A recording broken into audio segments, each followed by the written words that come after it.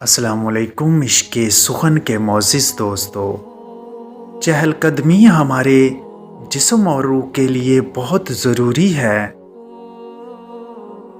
مضبوط انسان وہ ہے جو اپنی بری عادت کو ترک کرنے میں کامیاب ہوتا ہے۔ اپنی دولت میں اضافہ چاہتے ہو تو اپنی خواہشات کو کم کر دو۔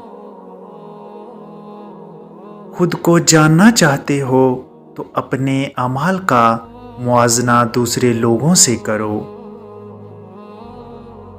انسان کے لیے سب سے مفید کھانا سبزی ہے۔ کسی پر بھروسہ کرنے سے پہلے ضرور سوچو، کیونکہ اس دنیا میں انسانوں کی مختلف اقسام ہیں۔ عورتوں کے ساتھ کم بات چیت کرنے میں بھلائی ہے۔ عورت کا بد اخلاق ہونا اس وقت جائز ہے جب معاملہ غیر محرم کے ساتھ ہو۔ تمہاری خاموشی بہترین حکمت کا سادہ سا جواب ہے۔ اپنے آپ کو بیچ معنوں میں جان لینے سے بندہ اپنے حقیقی خدا کو بھی جان لیتا ہے۔ جب تک انسان کا دل اپنی خواہشات میں جکڑا رہے گا، تب تک وہ اپنے خالق کی طرف سفر کیسے کر سکتا ہے؟